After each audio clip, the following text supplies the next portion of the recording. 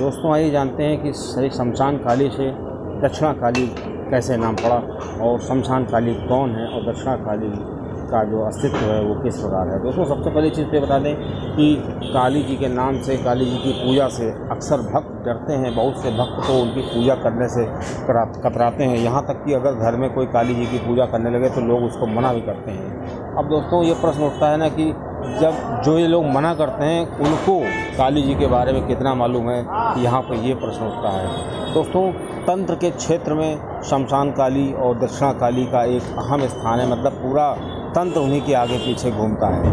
दोस्तों काली जी में इतनी शक्ति है कि पूरा ब्रह्मांड उसमें समाया हुआ है, हम सब उनके बच्चे हैं और ब्रह्मांड इतना बड़ा है, उसके बावजूद भी ब्रह्मांड में ऐसा कोई वस्त्र नहीं है जो उनको ढक सके, इसलिए वो दिगंबरा है और कोई वस्त्र धारण नहीं कर सकते। अब दोस्तों शमशान काली का काम जो है दक्षिणा काली और इन दोनों काली में कोई ज़्यादा भेद नहीं। अब दोस्तों निर्वाण तंत्र में ऐसा बताया गया है कि यमराज भी दक्षिणा काली के नाम से डरते हैं। अब दोस्तों आइए जानते हैं यमराज जी डरते क्यों हैं। क्योंकि यमराज जी जो हैं दक्षिण दिशा से आते हैं और जो दक्षिणा काली हैं वो भी दक्षिण की दिशा में ही अपना मुख करती हैं। तो इनके दक्षिण की दिशा की तरफ मुख करने की वजह से जो यमराज हैं वो इतना डरते हैं और सोचते हैं कहीं ऐसा ना हो कि हमारे ऊपर श्री दक्षिणा काली की दृष्टि पड़ जाए और हमारा अनर्थ हो जाए।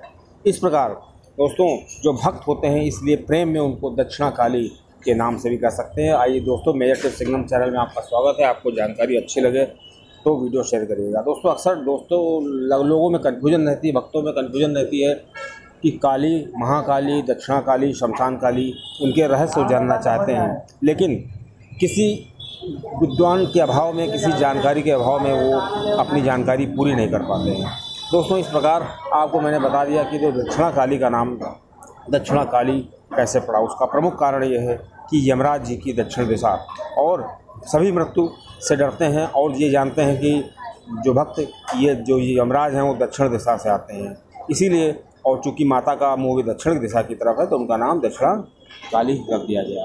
अब दोस्तों आपको बता दें कि यज्ञ को दक्षिण में ही जो करते हैं, मतलब जितने यज्ञ किया जाता है, मतलब जो दक्षिणा काली है वो अपने भक्तों को इतनी ज़्यादा दक्षिणा दे देती है कि उसके पास किसी चीज़ की कमी नहीं रहती है। और दक्षिणा काली जी की एक खासियत है कि वो भक्त को बहुत ज़्यादा दे देती हैं और उसकी ज़रूरत से ज़्यादा देती हैं, क्योंकि वो जानती हैं कि इस भक्त को आगे क्या ज़रूरत पड़ने वाली है, वो भी दे देती हैं, इसलिए भक्त उनके मुरीद होते हैं। दोस्तों योगिनी तंत्र में बताया गया है कि योगिनी काली माता बहुत चतुर हैं और भक्त को ज़रूरत से ज़्यादा दे देती हैं और वो जानती हैं कि हमारे भक्त को किस चीज़ की ज़रूरत होगी।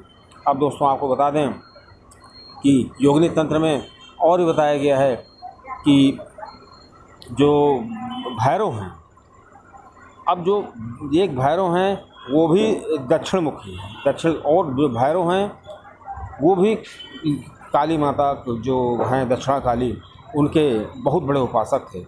दोस्तों उनकी कथा आपने सुनी होगी और उनको उसी के नाम से, चूँकि जो माता हैं इतनी ज़्यादा दयालु हैं, आप इससे अंदाज़ा लगा लिए कि जब उन भैरव ने माता दक्षिणा काली की पूजा की, उपासना की, तो माता उनसे इतना प्रसन्न हो गई, उन्होंने कहा कि आज के बाद तुम्हारे नाम के आगे मेरा भी नाम लगेगा। इसलिए वो जो भैरव हैं उनको दक्षिणमुखी भैरव के नाम से जाना जाता है। दोस्तों इससे आप अंदाज़ा लगा सकते हैं कि माता कितने दयालु हैं और अपने बच्चों का कितना ख्याल रखती हैं। अब दोस्तों आपको बताते हैं कि ये दक्षिणा काली माता दिखती कैसी हैं। दोस्तों दक्षिणा काली जो माता हैं वो बहुत ही विकराल हैं और असली मूर्ति उनकी जो है दक्षिण के मुख की तरफ है। और दोस्तों आपको ये भी पता होना चाहिए कि जो कृष्ण हैं, कृष्ण की तरह वो कालिक हैं, मतलब वो काली हैं कृष्ण की तरह, और वो उनको इसीलिए कृष्ण वर्ण है उनका। और दोस्तों काली जी का नाम काली नहीं है, उनको कालिका के नाम से जाना जाता है, लेकिन प्रचलित नाम उनका काली है, लेकिन कालिका पुराण भी है और कालिका के नाम से जाना जाता है। और ये उतनी काली है जैसे नीलमणि, काली नीलमणि होती है। अब दोस्तों आपको बता दें कि नमामि कृष्ण रूपिणी कृष्ण रूप भी इस तरह से मंत्र भी है और उसको बताया गया है। और कामाख्या देवी में भी एक मंदिर बना हुआ है। कलकत्ते में जो हावड़ा ब्रिज है उसके पास एक मंदिर बना हुआ है काली जी का। वहाँ पर जो माता हैं वो लाल मतलब वर्ण है उनका, लाल रंग की हैं। तो इस प्रकार हम ये नहीं कह सकते कि जो दक्षिणी माता जो है वो काली हैं, वो काले रंग की हैं। दोस्तों, योगिनी तंत्र में 8621 काली में शमशान काली की व्याख्या की गई है। और मुक्ति तंत्र, मुक्ति इनको कैसे बताया गया है कि भक्त को कैसे मुक्ति देती हैं। अगर किसी को संतान नहीं है तो उसको संतान हो जाती है। इसलिए दोस्तों, श्री दक्षिणा काली का जो महत्व है बहुत ही बढ़ जाता है। अब दोस्तों, आपको बता दें कि जो शिव हैं, जो महादेवों के देव महादेव हैं, वो भी माता के बिना बिल्कुल अधूरे हैं। क्योंकि आपको पता होना चाहिए कि शिव में जो ई की मात्रा है, शी छोटी ई की मात्रा है, वही काली माता की शक्ति है, वही दक्षिणा काली की शक्ति है। अगर वो शिव जी के नाम से वो मात्रा हटा दी जाए तो शिव क्या बन जाएंगे? शव बन जाएंगे। मतलब माता की शक्ति के बिना जब शिव जी अधूरे हैं, मतलब शिव जी शव बन जाएंगे। इसी प्रकार कहा सकता है कि जो महाकाल हैं वो उनके भक्त हैं।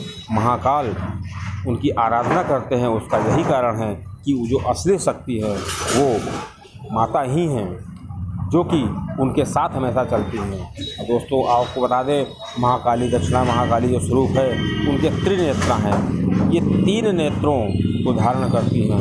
ये 3 नेत्रों से जो क्या करती हैं, तीनों कालों को देख सकती है। मतलब एक अपने भक्तों के पूर्व काल, वर्तमान काल और भविष्य काल वो जानती हैं। मेरे भक्त का पूर्व कैसा था, वर्तमान कैसा है और भविष्य कैसा होना चाहिए। इसी हिसाब से वो भक्तों को देती है, क्योंकि वो अच्छी तरीके से जानती हैं कि भक्त को ज़रूरत से ज़्यादा मत दो, क्योंकि इसको उतना ही दो जिससे उसका जो अगला जन्म है वो अच्छा हो सके। अब दोस्तों, आपको बता दें, जो काली माता होती हैं, दक्षिणा काली माता हैं, वो अपने कानों में बाला पहनती हैं। और दोस्तों, वो जो बाला है वो ये दिखाते हैं शिशु के कर्ण फूल के समान है। तो दोस्तों, ये बताते हैं, इससे पता चलता है हमको कि जो माता हैं दक्षिणा काली, वो अपने भक्तों को, उन भक्तों को जो बालक की तरह होते हैं, जिनका स्वभाव बालक की तरह होता है, वो इतने भोले होते हैं जैसे कि एक बालक भोला होता है, तो उन भक्तों को अपने साथ रखती हैं, अपने कानों से लगा कर रखती हैं, मतलब हमेशा अपने साथ रखती हैं। और दोस्तों, ऐसा हमको पता चलता है। अब दोस्तों, जो माता हैं वो स्मृत मुखी हैं, मतलब उनके जो है हमेशा वो हंसती हुई रहती हैं। उनकी जो मुद्रा है वो हमेशा हंसती मुद्रा में रहती हैं। मतलब वो कभी टेंशन नहीं लेती हैं, क्योंकि वो भी ये चाहती हैं कि हमारा भक्त हमेशा हंसता हुआ रहे। दोस्तों, इसीलिए जो काली माता हैं वो हमेशा आनंदमयी है और उनका एक नाम आनंदी भी है। उनके भक्त भी आनंद पूर्वक रहते हैं। अब दोस्तों, इनका नाम एक है वाम हस्ते कृष्णा, मतलब उनके जो सीधे हाथ में एक अस्त्र है और वो अस्त्र दिखाता है कि वो अपने सीधे हाथ से दुष्टों का नाश करती हैं।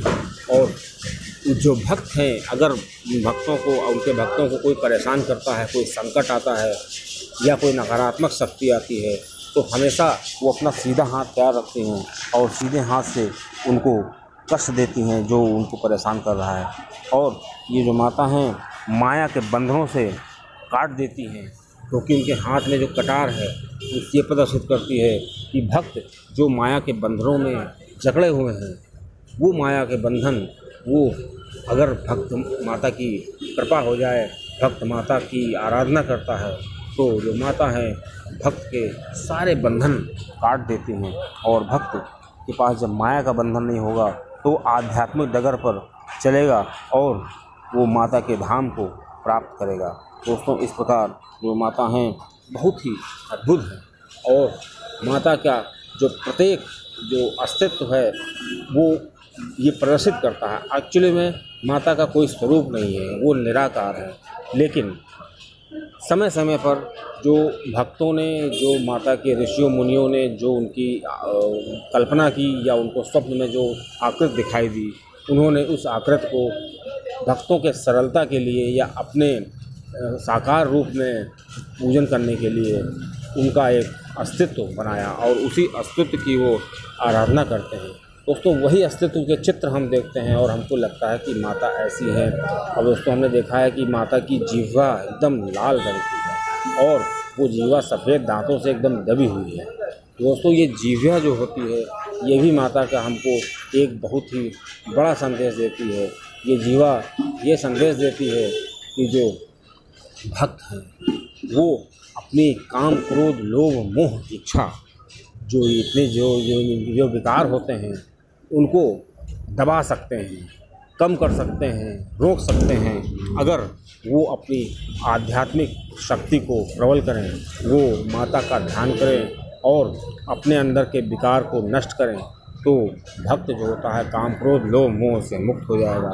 और काम क्रोध लोभ मोह मुक्त होना मतलब उनको दबाने से का एक ही तरीका है कि जो भक्त है वो माता की आराधना करे और आराधना करने से अगर माँ की कृपा होगी तो भक्त इन विकारों से मुक्त हो जाएगा। और काम क्रोध लोभ जैसे विकारों से अगर भक्त मुक्त होता है तो सबसे बड़ा लाभ ये होता है कि भक्त जो है उसको असली आनंद मिलने लगता है। क्योंकि हमें पता होना चाहिए कि दुनिया में असली आनंद अपने अंदर होता है, लेकिन लोग उसको बाहर ढूंढा करते हैं। बाहर अगर आनंद होता तो सभी आनंदित होते, आनंद अपने अंदर होता है। इसलिए जो दुनिया का सबसे अरबपति व्यक्ति है वो भी बहुत ही सुखी अपने आप को आनंदित नहीं फील करता है। क्यों?